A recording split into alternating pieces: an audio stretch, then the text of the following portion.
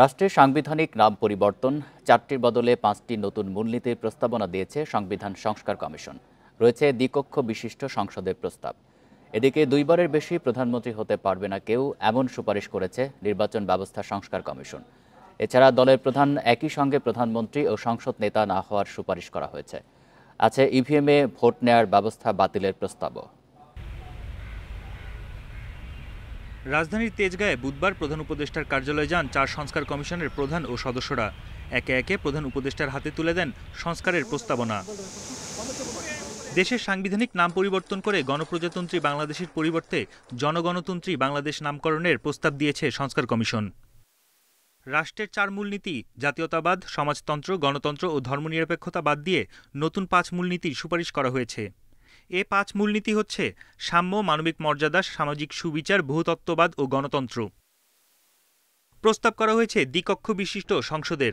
রাষ্ট্রপতি ও প্রধানমন্ত্রীর ক্ষমতার ভারসাম্য, নাগরিকতন্ত্র অংশে সব ভাষাকে স্বীকৃতি দেওয়া হয়েছে। তবে আমরা রাষ্ট্রের 5টি মূলনীতি সুপারিশ করছি। সেগুলি হচ্ছে সাম্য, মানবিক মর্যাদা, সামাজিক সুবিচার, বহুত্ববাদ এবং গণতন্ত্র। গণভোটের পুনরুদ্ধার বা পুনঃপ্রতিষ্ঠার কথা বলেছি। নির্বাচন ব্যবস্থা শক্তিশালী করার জন্য 150টি সুপারিশ করেছে কমিশন। নিম্নকক্ষে আসন সংখ্যা 400 করা, যার মধ্যে 100 আসনে নারীরা ভোটের মাধ্যমে নির্বাচিত হবেন। উচ্চকক্ষে 105 আসনে হবে দলের প্রাপ্ত ভোটের আনুপাতিক হারে। এছাড়া একই ব্যক্তি প্রধানমন্ত্রী, দলীয় প্রধান ও সংসদ নেতা না হওয়া, 2বারের বেশি প্রধানমন্ত্রী হতে পারবে না কেউ। ইভিএম বাতিল ও একটি আসনে মোট ভোটারের 40 ভাগের কম ভোট পড়লে পুনর্নির্বাচনের সুপারিশ করা হয়েছে। সকল অংশীদারের যেন দায়বদ্ধতা প্রতিষ্ঠিত হয় এবং নির্বাচনটা যেন অন্তর্ভুক্তিমূলক হয় এবং ভোটারদের যেন ভোট দেওয়ার অধিকার প্রতিষ্ঠিত হয়। এ সময় প্রধান উপদেষ্টা বলেন, আগামী নির্বাচন করতে হবে ঐক্যের ভিত্তিতে। আমরা একটা নতুন দেশ, নতুন বাংলাদেশ তৈরি করার স্বপ্ন নিয়ে এটার কাঠামো রচনা করার কাজ আপনাদের হাতে দিয়েছিলাম কমিশনের মাধ্যমে। এটার মাধ্যমে আমরা আলোচনা শুরু করব সবার সঙ্গে, যে সবার মন এর মধ্যে সায় দিচ্ছে কিনা, অঙ্গীকারগুলো পূরণ হচ্ছে কিনা। এটা হলো আলোচনার রসদকে আপনারা তৈরি করে দিয়েছেন। 10টি সংস্কার কমিশনের মধ্যে প্রতিবেদন জমা দিল 4টি। এবার রাজনৈতিক দলসহ অংশীজনদের সঙ্গে আলোচনা হবে। বন ইবনে কামাল, ইন্ডিপেন্ডেন্ট নিউজ, ঢাকা। আইনি সংস্থা দুদককে সাংবিধানিক প্রতিষ্ঠানে পরিণত করার সুপারিশ সংস্কার কমিশনের। দুর্নীতিবাজ কর্মকর্তা নিয়োগ বন্ধে 10% বেশি প্রেষণে নিয়োগও বন্ধ চেয়েছে তারা। আর কমিশনের সদস্য 3 থেকে 5 জন করার সুপারিশ হয়েছে। বুধবার বিকেলে রাজধানীর ধানমন্ডিতে সংবাদ সম্মেলনে এসব তথ্য জানায় দুদক সংস্কার কমিশন। দুর্নীতির কারণে বাংলাদেশে প্রতি বছর অর্থনৈতিক প্রবৃদ্ধি 2 থেকে 3% কম হয়। এ তথ্য অর্থ মন্ত্রণালয়ের। 2015 সালে তারা একটি গবেষণা করে দুর্নীতি নিয়ে। সে হিসেবে বিগত কয়েক বছরে অনেক পিছিয়েছে এ দেশ। এই দুর্নীতি রোধে আইনি প্রতিষ্ঠান দুদক, কিন্তু সরকারের কাছে দায়বদ্ধতার কারণে এই সংস্থার যুগান্তকারী কোনো পদক্ষেপ দেখা যায়নি।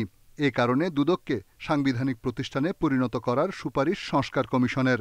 দুদকের একটা সাংবিধানিক স্বীকৃতি আমরা চাই। দুদক আপনারা জানেন সংবিধিত প্রতিষ্ঠান, এটা সাংবিধানিক মর্যাদা নেই। আমরা চাই দুদকে সাংবিধানিক স্বীকৃতি প্রদান করা হোক। কমিশন প্রধান জানান, দুদকে দুর্নীতিবাজ কর্মকর্তাদের নিয়োগ দিয়ে উল্টো অনিয়মকেই সুরক্ষা দিয়েছিল আওয়ামী লীগ সরকার। তাই 10% বেশি প্রেষণে নিয়োগ বন্ধ চেয়েছে সংস্কার কমিশন। আর সংস্কার নিশ্চিতে দুর্নীতি দমন কমিশনের সদস্য 3 থেকে বাড়িয়ে 5 জন করার সুপারিশ হয়েছে। দুদকের কমিশনারদের সংখ্যা বর্তমানে 3 জন আছে। আমরা সেই জায়গায় ন্যূনতম 1 জন নারী সদস্য সহ আমরা 5 জনের একটা কমিশন দেখতে চাই। সেই লক্ষ্যে আমরা সুপারিশ প্রণয়ন করেছি এবং এই 5 জনের মধ্যে এই কমিশনের মেয়াদ হবে 4 বছর, বর্তমানে 5 বছর নির্ধারিত আছে। মহাপরিচালক সহ উচ্চ পর্যায়ে সব কর্মকর্তা নিয়োগে দুদক কর্মকর্তাদের পাশাপাশি যে কোনো যোগ্য ব্যক্তিকে সুযোগ দেওয়ার সুপারিশ রয়েছে প্রতিবেদনে। রিশাদ হুদা, ইন্ডিপেন্ডেন্ট নিউজ, ঢাকা। 5 মাসেও শৃঙ্খলা ফেরেনি জনপ্রশাসনে। পদোন্নতি, চুক্তিভিত্তিক নিয়োগ, দাবি দেওয়ায় থমকে আছে প্রশাসনের কার্যক্রম। বিশেষজ্ঞরা বলছেন, স্বৈরাচার সরকারের সময়ে যারা অনিয়মে জড়িত ছিলেন তারাই প্রশাসনকে অস্থিতিশীল করতে চাইছেন। এদের বিরুদ্ধে কঠোর ব্যবস্থার হুঁশিয়ারি দিয়েছে প্রধান উপদেষ্টার কার্যালয়। ছাত্র জনতার অভ্যুত্থানের মুখে গত 5 আগস্ট হাসিনা সরকারের পতন হয়। 3 দিন পর অধ্যাপক মোহাম্মদ ইউনূসের নেতৃত্বে অন্তর্বর্তী সরকার দায়িত্ব নেয়। এরপর থেকেই প্রশাসনের কেন্দ্রবিন্দু সচিবালয়ে নানা সংকট।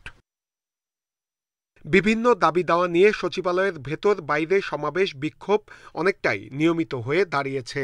এর মধ্যে সংস্কার কমিশনের সুপারিশকে কেন্দ্র করে পরিস্থিতি আরও ঘোলাটে হয়। বিশেষজ্ঞরা বলছেন, প্রশাসনের অনেকের মাঝে সরকারকে সহযোগিতা না করার মানসিকতা রয়েছে। স্বৈরাচার সরকারের প্রশাসনের যারা অনিয়মে জড়িত ছিল তাদের অনেকেই অস্থিতিশীল অবস্থা তৈরির চেষ্টা করছেন। এই প্রশাসনিক গতিশীলতা একটা দেশের উন্নয়নের জন্য বা একটা দেশের বর্তমানে যে অন্তর্বর্তী সরকার আছে তাদের নিজস্ব একটা শক্তিশালী ভূমিকা রাখা দরকার। সরকারি অফিসে কাজের গতি কম থাকায় কাঙ্ক্ষিত সেবা থেকে বঞ্চিত হচ্ছেন সাধারণ মানুষ। এই অবস্থা উত্তরণে দ্রুততম সময়ের মধ্যে প্রশাসনের শৃঙ্খলা ফেরানোর আহ্বান সংশ্লিষ্টদের। এমন পরিস্থিতিতেও প্রশাসনে গতি আনার চেষ্টা চলছে বলে জানিয়েছে মন্ত্রণালয়। মেধাভিত্তিক যে ছাত্র জনতার যে আন্দোলন, সেটার যে ভিত্তি মেধাভিত্তিক এবং নিয়মতান্ত্রিক পদায়ন এবং পদোন্নতি, এই প্রক্রিয়ার মধ্যে আমরা এই প্রশাসনকে গতিশীল করার চেষ্টা করছি। এদিকে প্রশাসনকে অস্থিতিশীল করতে কোনো চেষ্টা হলে কঠোর ব্যবস্থার হুঁশিয়ারি দিয়েছে প্রধান উপদেষ্টার কার্যালয়। আপনি অবজারভেশনগুলো দেন, আপনাকে কেউ মানা করছে না, কিন্তু যখনই আপনি ষড়যন্ত্রের কথা বলবেন, যখনই আপনি জল ঘোলা করার কথা বলবেন, এইটা এই গভর্নমেন্ট বরদাস্ত করবে না। জনপ্রশাসন সংস্কার নিয়ে মতামত থাকলে শান্তিপূর্ণভাবে জানানোর সুযোগও রেখেছে অন্তর্বর্তী সরকার। নূরে আলম, ইন্ডিপেন্ডেন্ট নিউজ, ঢাকা। সব রাজনৈতিক দলের ঐকমত্যের ভিত্তিতে সংস্কার করা হবে। এর জন্য ফেব্রুয়ারিতে রাজনৈতিক দলগুলোর সাথে আলোচনায় বসবে সরকার। এর ভিত্তিতে নির্বাচনের রোডম্যাপ দেওয়া হবে। সংবিধান, দুর্নীতি, নির্বাচন সহ যে 11টি কমিশন করেছে সরকার, তার রিপোর্ট 31 জানুয়ারির মধ্যে দেওয়া হবে। তবে কাজের সুবিধার্থে 6টি কমিশনকে আরও 1 মাস সময় দেওয়া হয়েছে। বিকেলে ফরেন সার্ভিস একাডেমিতে এক সংবাদ সম্মেলনে সরকারের 3 উপদেষ্টা এসব জানান। তারা বলেন, শেখ হাসিনা সহ বিগত সরকারে যারা মানবতা বিরোধী অপরাধে জড়িত ছিল তাদের বিচারে উল্লেখযোগ্য অগ্রগতি হচ্ছে। আগামী নির্বাচনের আগেই ট্রায়াল কোর্টে এই বিচার করা সম্ভব হবে বলে আশা করা হয় সংবাদ সম্মেলন থেকে।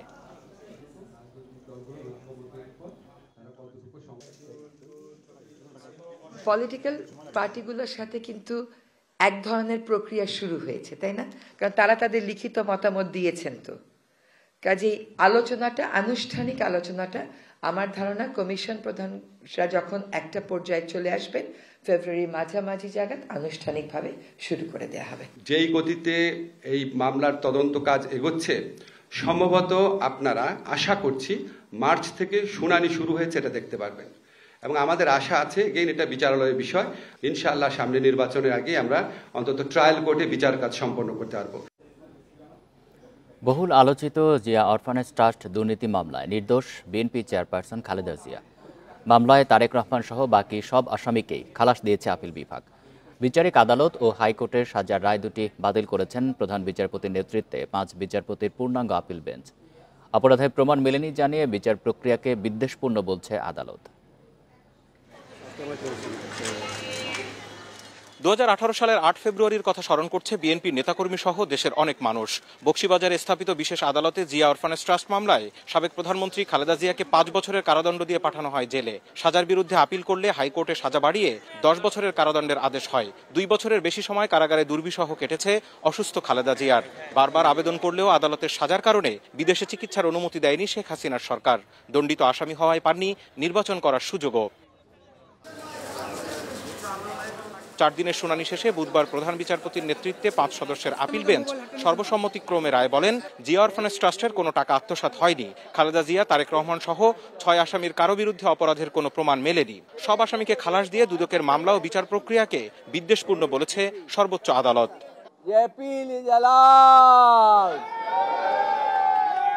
সাথে সাথে আরো বলেছেন যে নিম্ন আদালতের যে রায় দেওয়া হয়েছে, হাইকোর্ট যে রায় দেওয়া হয়েছে, সেগুলোকে বাতিল করে দেওয়া হলো। শেখ হাসিনা ওয়াজেদের ব্যক্তিগত জিঘাংসা এবং প্রতিহিংসা এবং রাজনৈতিকভাবে বেগম খালেদা জিয়া এবং তার পরিবারকে খাটো করার জন্য এই মামলাটা দায়ের করা হয়েছিল। মামলার বাদী দুদকের পক্ষের আইনজীবীরাও জানান 1991 সালে কুয়েতের আমিরের পাঠানো প্রায় 4.5 কোটি টাকার কিছুই আত্মসাৎ হয়নি। প্রধানমন্ত্রী ফান্ড থেকে জিয়াউর রহমানের নামে এতিমদের জন্য করা ট্রাস্টের অ্যাকাউন্টে টাকা স্থানান্তর করা হয়। তৎকালীন প্রধানমন্ত্রী বেগম খালেদা জিয়ার পার্ট কিন্তু এটুকুই, উনি কিন্তু কোনো মিসঅ্যাপ্রোপ্রিয়েশন বা কনভার্ট বা আইনের ব্যত্যয় ঘটে এমন কোনো কাজ কিন্তু করেন নাই। বিএনপি নেতাকর্মীরা বলছেন বেগম খালেদা জিয়ার বিরুদ্ধে অর্থ আত্মসাতের যে প্রতিহিংসামূলক অভিযোগ আওয়ামী লীগ করত তা আজ সর্বোচ্চ আদালতেও মিথ্যা প্রমাণিত হলো। খালেদা জিয়ার 10 বছরের সাজা আগেই মওকুফ করে দিয়েছিলেন রাষ্ট্রপতি, কিন্তু তারপরও আজকের দিনটির জন্য আইনি লড়াই চালিয়ে এসেছেন তিনি। অবশেষে সর্বোচ্চ আদালত থেকে নিজেকে নির্দোষ প্রমাণ করলেন। আদালতের রায়ে বলা হয়েছে এই রায়ের ফলে আসামিদের ক্ষুণ্ণ হওয়া মর্যাদা পুনঃপ্রতিষ্ঠিত হবে। Zahidul Bashar, independent news, supreme court, Dhaka. চীনকে ঋণের সুদ হার কমানো এবং পরিশোধের মেয়াদ 30 বছর করার অনুরোধ জানাবে ঢাকা। পররাষ্ট্র উপদেষ্টা জানান, চীনের সঙ্গে তিস্তা নিয়েও ইতিবাচক আলোচনা হতে পারে। নদী ব্যবস্থাপনা সমঝোতাটিও নবায়ন করা হবে। বিকেলে পররাষ্ট্র মন্ত্রণালয়ে আসন্ন চীন সফর নিয়ে ব্রিফিংয়ে এসব তথ্য দেন তৌহিদ হোসেন। 20 জানুয়ারি 3 দিনের সফরে বেইজিং যাচ্ছেন পররাষ্ট্র উপদেষ্টা তৌহিদ হোসেন। এই প্রথম অন্তর্বর্তী সরকারের কেউ চীন সফর করছেন। আগামী মঙ্গলবার হবে পররাষ্ট্রমন্ত্রী পর্যায়ের বৈঠক। গুরুত্ব পাবে বিগত আওয়ামী লীগ সরকারকে শি জিনপিং এর দেয়া প্রতিশ্রুতির 1 বিলিয়ন ইউয়ান ছাড় সহ বাণিজ্য ঘাটতি ও ঋণ নিয়ে। ইন জেনারেল সুদের হার কমানোর জন্য অনুরোধ করব এবং একটা গুরুত্বপূর্ণ বিষয় হচ্ছে যে কোনো ক্ষেত্রে 15 বছর, কোনো ক্ষেত্রে 20 বছরের পরিশোধ সীমা থাকে। আমরা চেষ্টা করবো এটাকে সবগুলিকে 30 বছরে নিয়ে যেতে, যাতে করে আমাদের অর্থনীতির উপর চাপ কম আসে এবং পরিশোধ অনেক সহজ হয়। আর যেটা বললাম যে আমরা কমিটমেন্ট ফিটা যাতে পুরোপুরি তুলে দেওয়া যায় সে চেষ্টা করব। তিনি আরও জানান, তিস্তা প্রকল্পে আওয়ামী লীগ ভারতকে বেশি প্রাধান্য দিলেও বর্তমান সরকার চীনের বিষয় অনেকটা নমনীয়। আসলে প্রকল্পের চেয়ে বড় কথা হলো যেখানে আমাদের যেটা এমওইউ আছে এই নদীর সহায়তা, নদী নিয়ে কোঅপারেশনের ব্যাপারে, সেটার মেয়াদ শেষ হয়ে গেছে। আমরা সেটা রিনিউ করার সিদ্ধান্ত আছে। গাইডিং যেটার অধীনে এই জিনিসটা হবে সেটা কিন্তু আমরা করে আসছি। তারপরে এটা নিয়ে এটা তো প্রজেক্ট নিয়ে নেগোসিয়েশন তো হলো এর পরবর্তী বিষয়। অগ্রগতি হতে পারে, কিছু প্রাথমিক কথাবার্তা হতে পারে। তারপর আমরা তো সমস্যা সমাধানে আমরা ইতিবাচক, এতে তো কোনো সন্দেহ নেই। এক প্রশ্নের জবাবে পররাষ্ট্র উপদেষ্টা বলেন, ভারত, চীন ও যুক্তরাষ্ট্র সহ সব বড় দেশের সঙ্গে সম্পর্ক হবে ভারসাম্যের, প্রাধান্য পাবে দেশের স্বার্থ। নতুন সরকার যখন আসবে তাদের কিছু বক্তব্য থাকতে পারে, সেটা আমরা দেখব এবং we shall cross the river when the river comes. এখন আমরা স্পেকুলেট করার আসলে কিছু নাই। আমরা মনে করি না যে মার্কিন যুক্তরাষ্ট্রের সরকার পরিবর্তনের কারণে বাংলাদেশের সাথে সম্পর্ক কোনো হোঁচট খাবে। রোহিঙ্গা সংকট ও চীন নেতৃত্বাধীন জোট জিডিআই নিয়েও আলোচনা হবে বলে জানান উপদেষ্টা। পারস্পরিক চাওয়া পাওয়া। নাফিজুল্লাহ, ইন্ডিপেন্ডেন্ট নিউজ, ঢাকা। রাজধানীর মতিঝিলে হামলার শিকার হয়েছে আদিবাসী ছাত্র জনতা। জাতীয় পাঠ্যপুস্তক বোর্ড এনসিটিভি ভবনের সামনে হামলায় সাংবাদিক জুয়েল ও বৈষম্যবিরোধী ছাত্র নেতাসহ 10 জন আদিবাসী নেতাকর্মী আহত হয়েছেন। স্টুডেন্টস ফর সভরেন্টির কর্মীরা এই হামলা করেছে বলে অভিযোগ আদিবাসী নেতাদের। এই হামলা পূর্ব পরিকল্পিত বলছে তারা। বেলা 11টায় পাঠ্যপুস্তক থেকে আদিবাসী গ্রাফিতি বাদ দেওয়ার প্রতিবাদে রাজু ভাস্কর্যের সামনে জড়ো হয় আদিবাসী শিক্ষার্থীরা। বিক্ষোভ সমাবেশে আদিবাসী গ্রাফিতি পুনঃস্থাপনের দাবি জানান তারা। বলেন, উগ্র সাম্প্রদায়িক শক্তির মদদে এমন সিদ্ধান্ত নেওয়া হয়েছে। জাতিগত বিদ্বেষ উস্কে দিতেই গ্রাফিতি সরানোর সিদ্ধান্ত। সংবিধানের এমন কোন অনুচ্ছেদ লেখা নাই যে আদিবাসীদেরকে আদিবাসী বলা যাবে না। সুতরাং তারা কোথা থেকে পেল? যারা কোথা থেকে পেয়ে তারা আমাদেরকে বললো যে আমরা বাংলাদেশে আদিবাসী রায়, আদিবাসী বললে তারা বিচ্ছিন্নতাবাদী। এনসিটিভি যে সমস্ত পাঠ্যপুস্তক রচনা করবে এবং প্রণয়ন করবে, সেই সমস্ত পাঠ্যপুস্তকে আদিবাসী সংক্রান্ত, আদিবাসীদের জীবন, সংস্কৃতি এবং ইতিহাসের যথাযথ এবং মর্যাদাপূর্ণ তথ্যের সন্নিবেশ থাকতে হবে। পরে মিছিল নিয়ে মতিঝিল এনসিটিভির কার্যালয়ে ঘেরাও করতে যায় তারা। সেখানে আগে থেকে অবস্থান নেয় ঢাকা বিশ্ববিদ্যালয়ের স্টুডেন্টস ফর সভারেন্টি নামের একটি সংগঠন। সাংবিধানিক পরিভাষা ক্ষুদ্র নৃগোষ্ঠীর পরিবর্তে আদিবাসী শব্দ ব্যবহার বন্ধের দাবিতে পাল্টা বিক্ষোভ করে তারা। এক পর্যায়ে আদিবাসী ছাত্রদের উপর হামলা করে। শব্দ পাঠ্যপুস্তক থেকে উঠাই দিতে হবে, বাতিল করতে হবে, সব ধরনের পদক্ষেপ বাতিল করতে হবে। ওরা ভাড়াটিয়া, ওরা কেন আমাদের দেশ দখল করতে আসবে?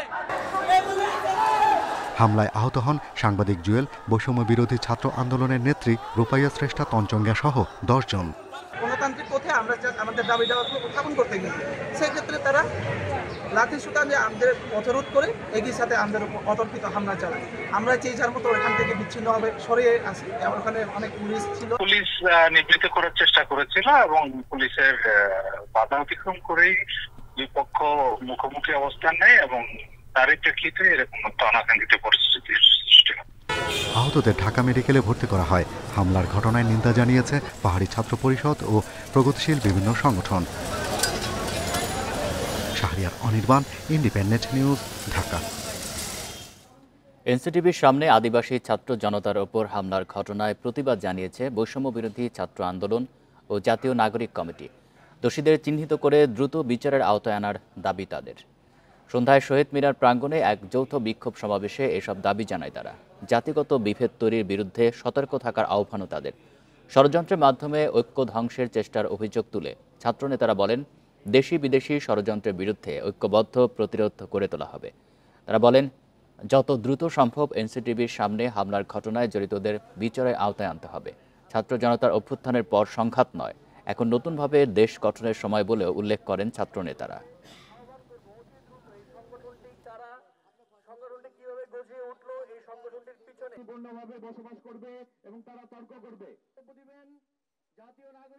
প্রিয় দেশবাসী, আপনাদের এই বিভাজনের বিপক্ষে আপনাদের ঐক্যবদ্ধ থাকতে হবে। তারা করতে চাইবে বিভাজন, আমরা থাকবো ঐক্যবদ্ধ।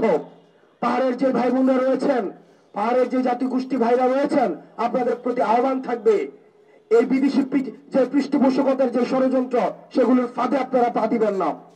আগামী অল্প কয়েকদিনের মধ্যে এটা যদি দৃশ্যমান কোনো বিচার না হয়, তাহলে আলটিমেটলি তাদের প্রতি আমাদের যে আস্থার জায়গাটা সেটা নষ্ট হবে। আর সেটা যদি নষ্ট হয়, তাহলে এই সিস্টেমকে কিভাবে নতুন করে ভেঙে চুরে আবার গড়তে হয়, সেটা বৈষম্য বিরোধী ছাত্র আন্দোলন জানে, সেটা জাতীয় নাগরিক কমিটি জানে। পদোন্নতি, বদলি আর তদবিরে টালমাটাল ঢাকা উত্তর সিটি কর্পোরেশন ডিএনসিসি। নিয়মকে বুড়ো আঙুল দেখিয়ে তৃতীয় শ্রেণীর কর্মচারী এখন প্রথম শ্রেণীর কর্মকর্তার আসনে। এইচএসসি পাস অনেকে বনে গেছেন অফিসার। অভিজ্ঞতার শর্ত পূরণ না করে 2 ধাপ পদোন্নতি পেয়েছেন শ্রমিক লীগ নেতা। এদিকে অনিয়মের প্রমাণ মিললে ব্যবস্থা নেওয়ার কথা বলছেন স্থানীয় সরকার উপদেষ্টা। মোহাম্মদ আলী ডিএনসিসির 3য় শ্রেণীর কর্মচারী। গেল 19 ডিসেম্বর থেকে কাজ করছেন প্রথম শ্রেণীর উপ কর কর্মকর্তা হিসেবে। এ পদের জন্য যোগ্যতা স্নাতক ডিগ্রি, অথচ মোহাম্মদ আলী এইচএসসি পাস। অভিযোগ রয়েছে, যোগ্য অন্তত 5 জনকে বাদ দিয়ে তাকে বসানো হয়েছে কর্মকর্তার চেয়ারে। যদিও তার দাবি দারুল ইহসান বিশ্ববিদ্যালয় থেকে স্নাতক করেছেন, কিন্তু জানা নেই পড়াশোনার বিষয় সম্পর্কে। আপনার শিক্ষাগত যোগ্যতা? অনার্স। অনার্স। এলএলবিটা হচ্ছে গিয়া ওই যে আপনার আইনের যে ফুল ফর্মটা কি? এলএলবি মানে কি, মানে পুরোটার মানে কি? এলএলবিটা হচ্ছে গিয়া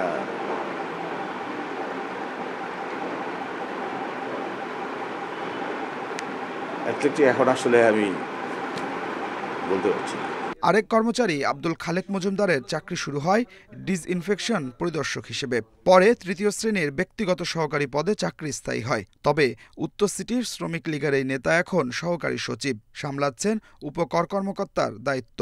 অভিযোগ রয়েছে, কর্মকর্তা কর্মচারীদের পদোন্নতি আর দপ্তর বন্টনেও হাত আছে তার। শ্রমিক লীগে থাকা একজন লোক 5 আগস্টের পরে এতগুলো পদোন্নতি।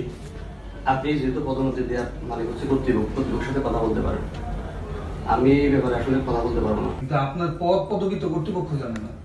সবই জানে, এখানে তো হাইট কিছু নেই। আমরা যদি কোনো যারা চাকরি করি, এখানে হাইট কিছু নেই, সবাই জানে। আপনি কর্তৃপক্ষের সাথে কথা বলেন ভাই। তবে ডিএনসিসির শীর্ষ কর্তারাই বলছেন, অতিরিক্ত দায়িত্বের ক্ষেত্রেও জ্যেষ্ঠতা আর শিক্ষাগত যোগ্যতা লঙ্ঘনের সুযোগ নেই। একটা তালিকা করি আমরা, গ্রেডেশন তালিকা। সেই গ্রেডেশন তালিকাতে অবশ্যই এই প্রথমেই যে বিষয়টা দেখা হয় সেটা হলো শিক্ষাগত যোগ্যতা। তারপরে হলো ওই পদে তার কাজের ডিউরেশন। কোনোভাবে ইন্টারমিডিয়েট পাস উপকর কর্মকর্তা হওয়ার সুযোগ নেই। অনিয়মের প্রমাণ পেলে ব্যবস্থা নেওয়ার কথা জানিয়েছেন স্থানীয় সরকার উপদেষ্টা। অনিয়মগুলো হচ্ছে বা বিভিন্ন অভিযোগ আছে, সেগুলোর সমাধান হবে এবং আপনাদের কাছে সুনির্দিষ্ট তথ্য প্রমাণ সহকারে যদি কোনো অভিযোগ থাকে সেটা আমাদেরকে জানাবেন, মন্ত্রণালয়ের পক্ষ থেকে আমরা যথাযথ ব্যবস্থা নেব। ঢাকা উত্তর সিটি কর্পোরেশনে পদোন্নতি, বদলি ও অতিরিক্ত দায়িত্ব বণ্টনে একটি চক্র কাজ করছে বলে অভিযোগ রয়েছে। Adilur Rahman, independent news, Dhaka. সব ধরনের সঞ্চয়পত্রে মুনাফার হার বাড়ানো হয়েছে। সঞ্চয়পত্রের ধরন অনুসারে এই হার বেড়ে হয়েছে সর্বোচ্চ 12.55%। বুধবার এ বিষয়ে আদেশ জারি করেছে অভ্যন্তরীণ সম্পদ বিভাগ IRD। নতুন মুনাফার হারে সবচেয়ে বেশি সুবিধা পাবেন অবসরপ্রাপ্ত সরকারি কর্মকর্তা কর্মচারীরা, কারণ পেনশনার সঞ্চয়পত্রে মুনাফার হার অন্য সব সঞ্চয়পত্রের চেয়ে বেশি। নতুন হারে কোনো সঞ্চয়পত্রে মুনাফার হার 12% কম হবে না। এছাড়া বিনিয়োগের সীমায়ও পরিবর্তন আনা হয়েছে। এখন থেকে 7.5 লাখ টাকা কম বিনিয়োগের ক্ষেত্রে মুনাফার হার হবে একরকম, আর 7.5 লাখ টাকার বেশি বিনিয়োগের ক্ষেত্রে মুনাফার হার হবে ভিন্ন।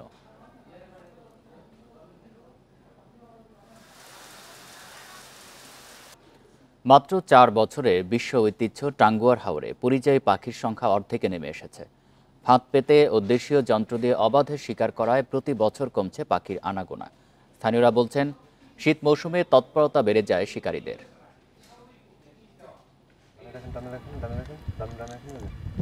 শীত এলেই সাইবেরিয়া, মঙ্গোলিয়া, চীন সহ বিভিন্ন দেশ থেকে পরিযায়ী পাখি আসে টাঙ্গুয়ার হাওরে। তবে দিন দিন আশঙ্কাজনক হারে কমছে হাওরে পাখির আনাগোনা। শিকারীদের দৌরাত্বের কারণে পাখি কমছে এলাকায়। হাওরে ফাঁদ পেতে ও দেশীয় যন্ত্র দিয়ে অবাধে শিকার করা হচ্ছে পাখি। এমনকি পাখি শিকারের ভিডিও ছড়িয়ে দেওয়া হচ্ছে সামাজিক মাধ্যমেও। অসাধু কিছু পাখি শিকারী আছে, তারা রাতের আধারে পাওয়ারি টর্চ লাইট দিয়ে, স্থানীয় ভাষা কয় কুসা দিয়ে পাখিগুলো মারে। আগে যে এগুলো পাখি আসতো, এগুলো কোনো পাখি আসে না আমাদের হাওরে। বাংলাদেশ বার্ডস ক্লাবের তথ্য বলছে 2020 সালে পাখির সংখ্যা ছিল 51,000, 2021-এ দাঁড়ায় 27,000-এ, 2023 ও 24 সালে 50,000 পাখি মিলেছে এখানে। বিভিন্ন সময় বিভিন্নভাবে বিভিন্ন কৌশলে পাখি শিকার করছে, শিকারীরা শিকার করছে অবাধে। এখানে প্রশাসন দেখেও না দেখার জন্য বান করছে। প্রশাসনের কর্মকর্তারা বলছেন, পাখি শিকার রোধে তদারকি বাড়ানো হয়েছে। এরই মধ্যে শাস্তির আওতায় আনা হয়েছে কয়েকজনকে। আমরা প্রশাসন থেকে কিন্তু যথেষ্ট সচেতন আছি। আর ইতিমধ্যে প্রশাসনের তরফ থেকে আমরা 2 জন পাখি শিকারীকে গ্রেপ্তার করেছি। গ্রেপ্তার করে তাদেরকে জেল হাজতে প্রেরণ করা হয়েছে। যারা এরকম পাখি শিকার করবে তাদেরকে অবশ্যই আমরা আইনের আওতায় নিয়ে আসব। টাঙ্গুয়ার হাওরের ঐতিহ্য ফিরিয়ে আনতে স্থানীয়দের সচেতন হওয়ার পাশাপাশি দায়িত্বশীলদের কঠোর নজরদারির দাবি পরিবেশবিদদের। Independent news. এই ছিল বিরতিহীন রাত 9টায় বাংলাদেশে। ইন্ডিপেন্ডেন্ট টেলিভিশনের সব খবরের আরো বিস্তারিত জানতে চোখ রাখুন ফেসবুক, এক্স এবং ইউটিউবে। ধন্যবাদ সবাইকে।